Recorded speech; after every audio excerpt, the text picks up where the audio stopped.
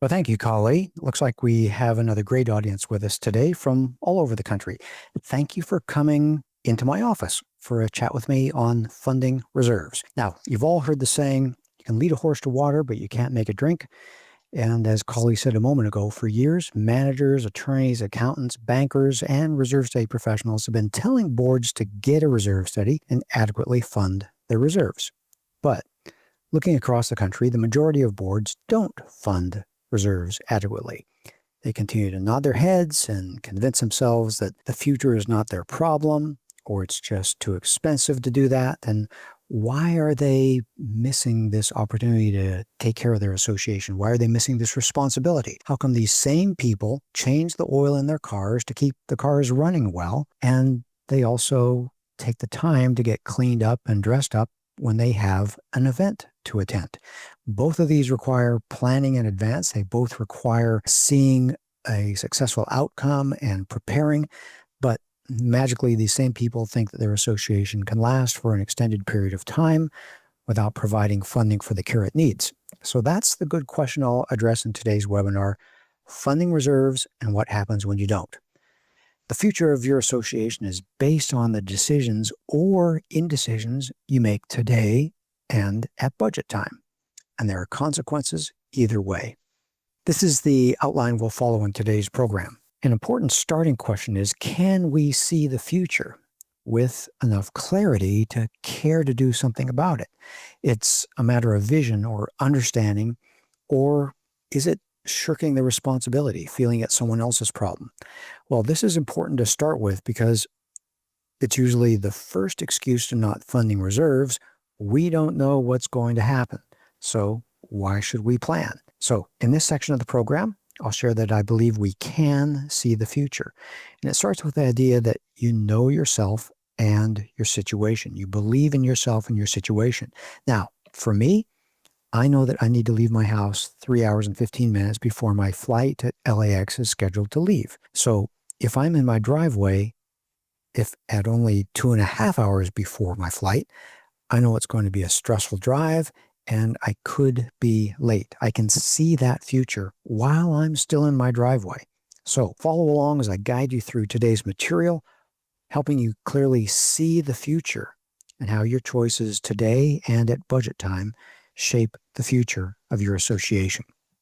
Now, I think it starts with perspective. It's pretty easy to see the things that are right in front of us, and that's our reality. You can reach out and touch the tree in your backyard. You can touch the trunk and you can enjoy seeing the leaves flutter in the wind, but that same backyard tree looks different compared to a forest at the edge of town. That same big tree starts to look small and insignificant compared to an entire forest of trees. Now that's perspective. And while your backyard tree seems very real, you know in your head now that there's a whole lot more trees out there beyond touching distance. You know that they're real. And if you back away even further, you realize that the forest ends at the base of a mountain range. Now, you may not see the rocks or feel the snow or maybe the cool mountain breeze, but that range is huge, and it's as real as that single tree in your backyard. The point is that those distant things are there. They're real, and they don't go away if you focus only on the things up close. They're still there. So if you're focusing only on your tree in your backyard, that doesn't mean that the mountains and the forest have gone away. They're still there. Now, let's talk about perspective and point of view with respect to community association properties. You can see a condo on the left-hand side, and let's start now with someone with an untrained eye. All right? For a person with an untrained eye, it's pretty easy to see the near-term conditions. You can see that the trim looks good or bad. You can see that the carpet is new or worn. Maybe you can even smell a new carpet. And you can see pretty obviously that the asphalt is either smooth or deteriorated with a lot of cracks and potholes. Those things are patently obvious even to the person with an untrained eye. They're looking only at, and they have a good understanding of the near-term things, the things right now. And that same untrained person may not see so clearly or know so clearly if the fence is in good shape or poor shape, or if the entry system is new or aged. That untrained person is not skilled in seeing those events a few years away, that kind of mid-range area. You could say their mid-range opinions get a little bit gray or a little bit fuzzy. That's just not their strength. And the untrained eye is likely not even going to have an opinion about things further in the future. Some long-range projects like elevator modernization, other major mechanical issues, maybe some roof system, things like that. That's just not in their skill set. So their reaction is pretty reasonably, how should I know? It's not my problem. I'm not going to deal with that. And I wonder if that's a reason that we don't have boards and managers funding reserves, because they're thinking, how can I know? How should I know? But I want to turn the corner a little bit on this discussion and expose you to someone with a experienced eye, kind of a trained eye. For this person, they've got the near-term stuff in the bank. They understand that. And the mid-range stuff, they know what to expect. They've seen it enough that they have a grasp on these things. They know what a good fence looks like. They know what a good entry system looks like. Or the one that you have, maybe they know that's a 10-year-old model and it's pretty old. So they have the point of view and they have the experience base with those mid-range components that they know what to expect. And being in that position, they also know that there's some other things out there a little bit beyond grasp, but they know enough to know someone who can tell them what condition those things are in. So they know enough to know, let me get some help. I know where I can go to get some information about that. And then you go from the experienced eye to the expert eye. And for that person, someone like a reserves day professional, someone who looks at building elements on almost a daily basis, even the long range items are clear to them. They understand it, they see it, they get it, and they think, hey, that's no problem. I got this. I understand this. And so there's a difference in perspective between the untrained eye, who only grasps effectively and realistically the near-term things, and this expert eye who's able to see even long-range things. So same fact set, just different perspective, just different amount of training and experience. So if we put these things together, the role of the untrained eye is often played by the board or the homeowner. They get it, they see it, they understand these things. They can make observations about the here and now, but moving further into the future is not their strength. Those mid-range observations are commonly influenced by the manager, the person that they see regularly. That manager sees properties on a regular basis. Maybe they're a portfolio manager, so they see other things, or they hear stories from other managers in the office. And then the role of the long-range person with long-range vision, the expert eye, is played by the reserve study professional. It's our job to make observations and help clients begin preparing now for things far away. So that's the idea, that all those assets are there. And just because you may not know what the condition is and what the reality is, someone else can. And that's the value of having someone on your team who can help you see that. And maybe that's why I find it so frustrating that board members are missing what I consider obvious. All right. Well, let's change things up here in this first section again, the board responsibilities. What is the board's job? And it's pretty much three things. Enforce the rules, make sure there's law and order and things happening in an orderly manner, maintain the property, keep the physical plant going, and handle the finances. That means setting the budget, collecting the income, and paying money to the service providers who keep the place going. And that's pretty much what their job is in a nutshell.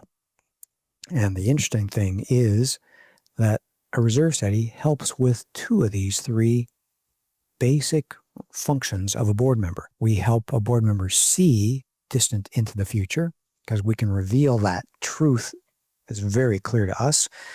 And we can help them see that you've got 16 years for that, 7 years for another thing, 22 years for yet a third thing, and you need to be setting aside this much money to prepare for them.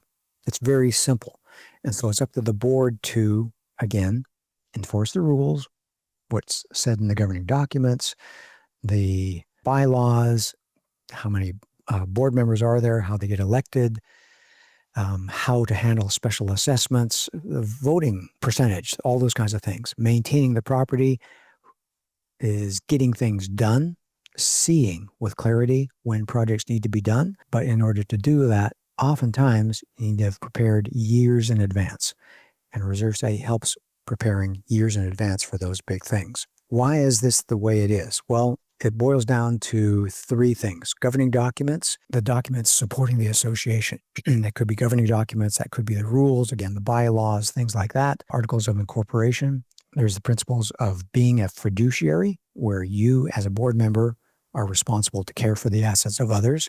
And there could be state law, sometimes very specific, sometimes in general terms, what a board member is or does. And so you have, as a responsibility of a board member, those responsibilities to maintain the association, enforce the rules, and handle the finances. So it's your job to do that kind of thing. And there's another layer, and that other layer is insurance. Can you get insurance coverage? How much control or how much influence does the insurance company have about making sure you correct unsafe conditions, making sure that you follow the governing documents? Otherwise, you're out on the limb and they're not going to insure that kind of behavior. So there's that extra layer on top. And in this all, I want to make sure you understand that Mother Nature and Father Time that are causing all this deterioration, the natural deterioration that exists here on planet Earth, Mother Nature and Father Time don't take a break. It's like you're in a race and they're always running around the racetrack. They never stop and go into pit lane, having to refresh themselves, having to get more fuel. And so the question is, are you in pit lane while Mother Nature and Father Time are whizzing around the track, continuing to deteriorate things?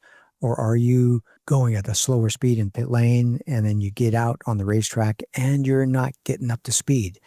With every lap, you're falling behind and behind and behind. So understand where you're fitting in this and understand that there really is a race going on and Mother Nature and Father Time aren't stopping or slowing down. It's pretty hard hustle that you have to be going on to keep up with all that deterioration. And it is a closed loop, because if you're not funding reserves, you're going to have deterioration. That's just the consequence, the reality. You can see this real estate agent here having a hard time explaining in polite or nice terms, attractive terms, what this couple is looking at here. Well, it's affordable, it's rustic, and they aren't wasting your potential HOA dues on funding reserves, because there is a result. You either pay more money and get a nicer looking place, or you pay less money and a lousier looking place. And that's going to affect home values. So that's a little bit of what the situation is. And I want to make sure you're aware that that is what's in your ability to see the future. These things are going to happen. Okay, so question is, what's in your future? What is controlling the future of your association? Well, number one, you have to appreciate that, like I said, the cars are running around the racetrack. Owning real estate is expensive. It just is. There's a lot of cost of deterioration. The cost to buy in is only the start of what it costs to own a home with the association. Your mortgage is not an ongoing cost. It's part of your initial cost. Ongoing cost, taking care of deterioration, that's a portion of your monthly assessments. So you have to face the fact and feel it in your gut that, oh boy, oh darn, owning this home is going to come with its expenses. And the choices you make create the future of your association. It's what you do today and at budget time do create the future. And another cartoon along the same lines of what I showed a moment ago. This is Aspen Creek condos. They are what they are. They are what their decisions have made them. We're disorganized, sloppy, and mismanaged. We don't take care of our things. The entry sign is chipped and peeling. It's cracked. Hasn't been repaired so long the birds are making a nest in it. And I bet the units and the buildings back behind look like we saw in that other cartoon.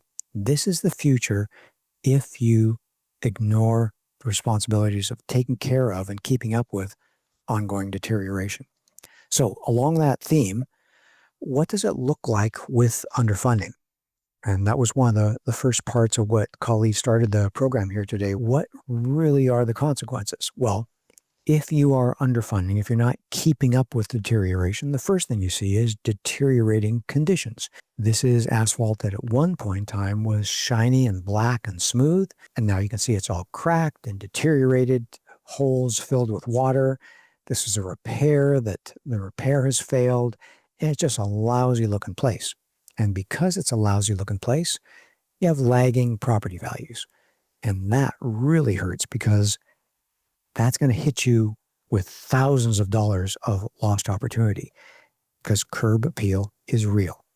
And when the homes aren't selling at what you'd like them to sell because the place just plain doesn't look nice, there's a growing distrust of the board and their ability to lead well. Because remember, in the governing documents, the board has the responsibility to maintain the assets of the corporation, to set and collect the funds, to be able to spend the money to do that kind of stuff. So there's a beginning of distrust. And with the beginning of distrust, there's increased liability exposure. And when the board isn't doing its job, when the board is going off on its own, it's not following the requirements of the governing documents or the rules or these basic three principles to enforce the rules, maintain the property, and manage the finances, then yeah, you've got a problem here. You may have D&O insurance, but D&O insurance may say you've gone off the rails.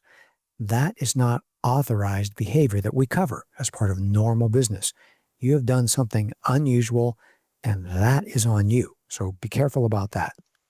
And then with lower property values, less trust for the board, liability concerns, things going off the rails, there's, of course, a declining community spirit. And that's people who are upset. And this can look like long or contentious board meetings, board overthrows, people doing a recall for board members, people insisting that the special assessment fail when you as a board member or manager know special assessment has to pass. We've got a leaky roof going. We can't just pull money out of the air here. So there's problems with the community, and because people don't like it, they say, I'm out of here, and they leave and they put someone in who's just a renter. And so the whole idea of community spirit goes away for people who are just using their home as a rental. Now, I'm stereotyping here, but it's indeed a real stereotype.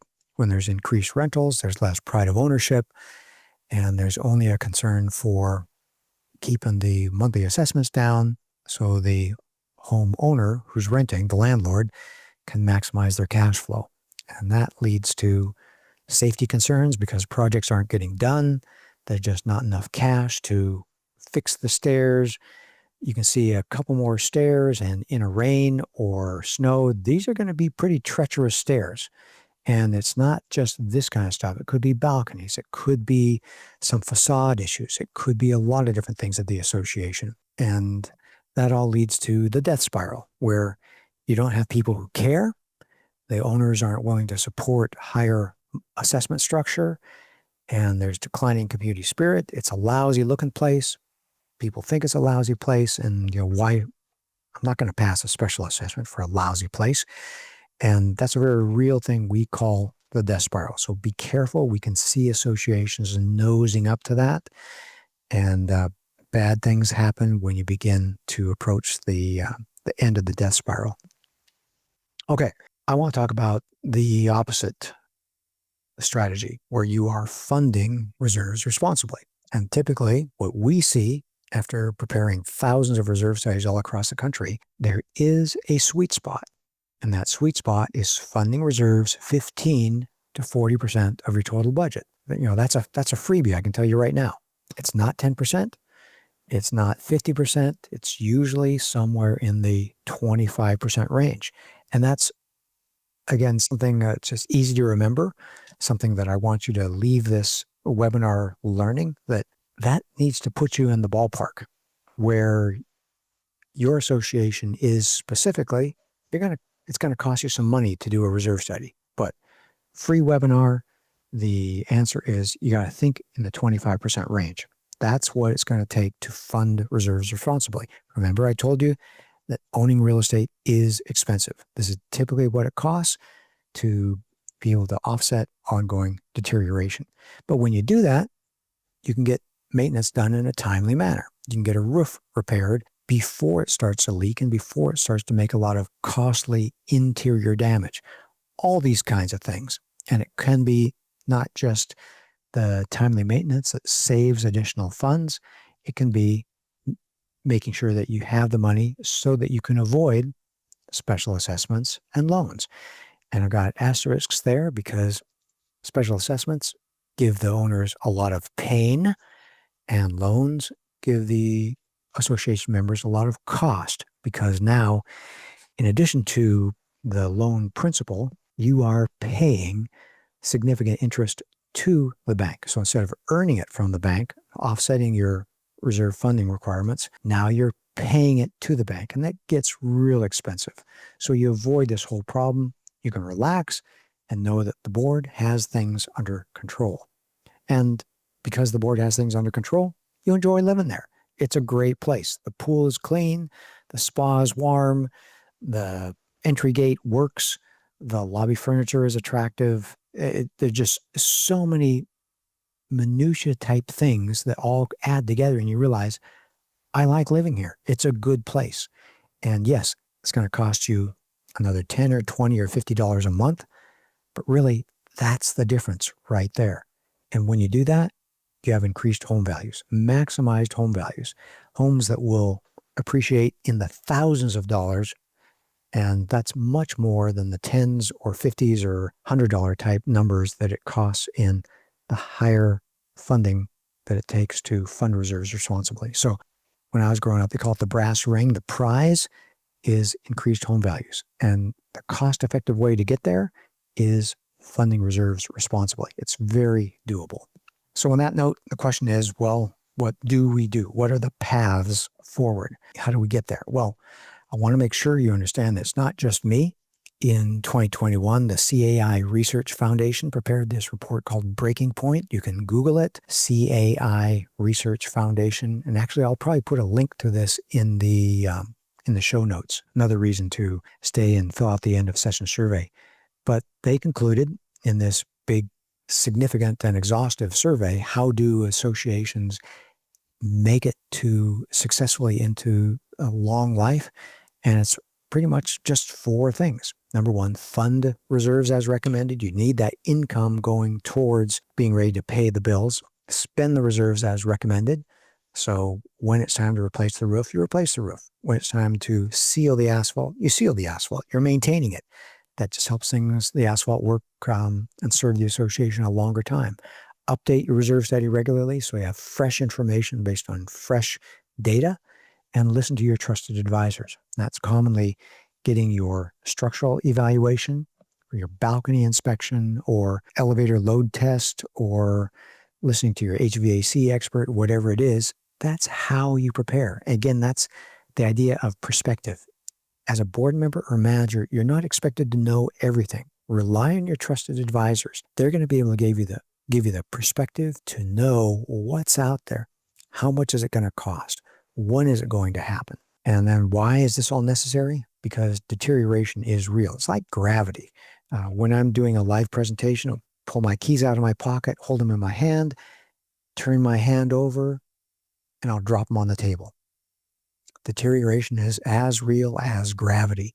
It is happening. There's nothing you can do to get in the way of it. And appreciate that ignoring deterioration is going to be a train wreck. It's going to happen. It's going to be ugly, and it's not going to be nice. If you wait until you can see it right in front of your eyeballs, you've waited too long. Basically, you have a freight train bearing down on you without time to jump. So what do we do? Remember, this just free advice here, free counsel. Your reserves need to be in the range of 25% of total budget. You may be an association that's very simple and that may be 15 or 16% for you. Your association may have a lot of amenities or complex wood surfaces that are expensive to maintain. Beautiful, but expensive. And your association may need to fund reserves more closer to the 40% end of the range. But what you need to do is set your assessment structure appropriately so you can fund reserves. Special assessments and loans are just Band-Aids. You need to make sure you're driving the income into the association so you can get ready for these big projects. And I don't want you to think, well, we could never do that. First thing is, about 30% of associations are well funded. They are doing it. They have been doing it. They are ready to pay their expenses. And I want you to look around and think of all the daily use businesses that are out there, and they collect enough money from their daily use fees to maintain and replace all the components of their entire business entity. I've never gone to a hotel and been special assessed for a new carpet in the hallway. I've never turned a rental car in and they say, Mr. Nordlund, I'm sorry, but that's going to be an extra couple $100 for a tune-up or $1,000 for new tires. Sorry, you're just the wrong person at the wrong time. And hey, 95% of the time, it's really the daily rate, but 5% of the time, yeah, you're going to get hit with a special assessment. That's not the way to do it. If that happens, I'm going to stop going to that hotel chain or renting from that rental car company. Hey, folks, treat me like a grown-up. Tell me what it's going to cost so I can understand and appreciate how to move forward. And that's what I want to do here in a callback. Talk to you about perspective. Just because you can't see it well doesn't mean that others can't see it well. So in the near term, I give it to you. Board members, a lot of managers, you can see the commonly obvious type things. They're easy to see. You can see them with high confidence, no special skills required. But as you move to the middle range, maybe 10 years out, it requires some skill to look ahead. Experience is helpful, and you can be pretty sure of what's going on, and maybe even pretty sure about what's going on downstream, long range. But there are people who do that all the time. Reserve state providers are number one among them. It requires experience, but we are very comfortable. We see this all the time. We see associations that go from new to mid-range to poor. It's just so patently obvious. And I want to give you confidence that just because you can't see it doesn't mean that it is unknowable. There's a lot of things that are easy to understand if you just know the right questions to ask of the right people. And in this situation, the answer is it's found in a reserve study.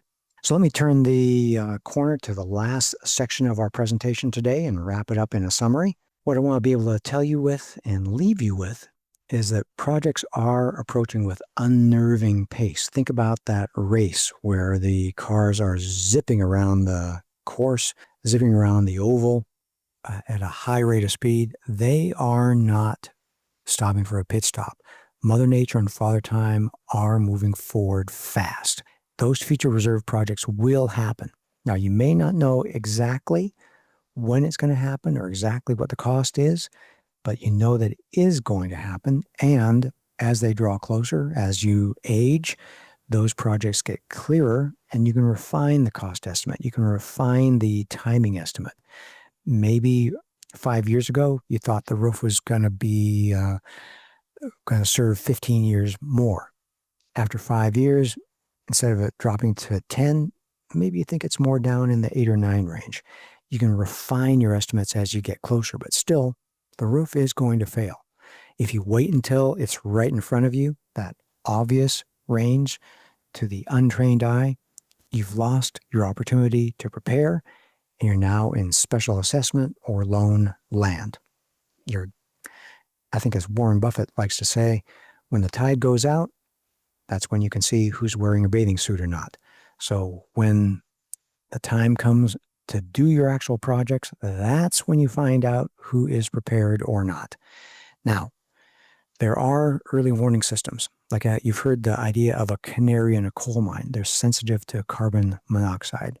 With community associations, the early warning system is a reserve study. It tells you where you are now, what you need to be doing. Do you need to be running for the exit? Meaning, do you need to significantly increase your reserve funding? Do you need to be pumping oxygen in with a special assessment or a loan? You're going to find this out in a reserve study. Or do you just need to move to a different section of the tunnel where there's better ventilation? All you find in that reserve study is going to be helpful for you as you guide your association to the future, because it's your choices that are going to determine the future of your association. All those little choices you make on a daily basis, on a monthly basis, on an annual basis with a budget, they add up and they have very real consequences downstream in years. The choices you're making today are going to determine if you look like Aspen Creek or not. There's so many board members that just throw their hands up and say, well, I don't know, or let's keep the assessments the same as last year, or that roof can't cost $500,000. We'll find a way to get it done for $300,000. And, it is what it is. And when you keep pushing things off, you get yourself painted into a corner and you end up in a real jam. And that's what I want to leave you with for the end of our prepared content. There's plenty of more material on our website, reservestudy.com. We've compiled a large library of written and video resources, all organized into different categories. We have a significant amount of video content on YouTube. If you search for a reserve study, most likely it's going to be our content. Sign up for our channel, and then you'll be alerted when we produce something new. It may be an entire new webinar, maybe portions of a webinar, like the different sections that we've had in this webinar, so you can search for something particular to your question or your interest. Could be, how do we fund reserves? How do we choose components? Why did our reserve study provider choose that component? How can anyone determine if you have enough money or not? Those are all questions we answer in the different webinars that we've done. And one thing special we have here at Association Reserves is an online reserve calculator called UPlanet. So when you get your completed reserve study, you also get access to UPlanet. So you can poke around and try some different numbers, do some what-if testing, try a different interest rate, see if it's worth going to a different bank where you're getting more interest. Try splitting the roof project into 2 phases rather than 1 phase. Lots of different things like that. Seeing how much is going to hurt if you upgrade to 2 coats of paint instead of 1 coat of paint and it costs 20% more. All that good stuff. You can see that online on your own. And all those calculations are done per National Reserve Study standards. So it's a great tool to help you in your decision-making process. Basic principles that we've covered here today are all in our book, Understanding Reserves, available on Amazon. And I will put a link to a free chapter 1 in our outline so you can get a taste of how that book reads and if it's going to be valuable to you. We want to set you up for success at your association. And another tool that we have for you is our weekly 30-minute podcast. It's designed for board members to encourage, equip, and inspire you. And that's HOA Insights, Common Sense for Common Areas. You can subscribe from all the major podcast platforms. You can listen to it from our website, hoainsights.org, or it's actually on our YouTube channel also. So you can see the episodes we have that are current events, that have subject matter experts, different attorneys on different subjects, how to read your financials, how to take good meeting minutes, how to do Robert's Rules of Order, all those kinds of things. And then once a month, 1 episode every 4 or so, we feature a board member hero. It's just plain fun to sit back and hear how they're facing the same problems you are, how they're succeeding. They typically share some helpful tips that have gotten them through 3 years or 5 years or 8 years, whatever it is. Great stuff, great resource. And with that, I'll turn the microphone over to Kali, who will coordinate our Q&A time together.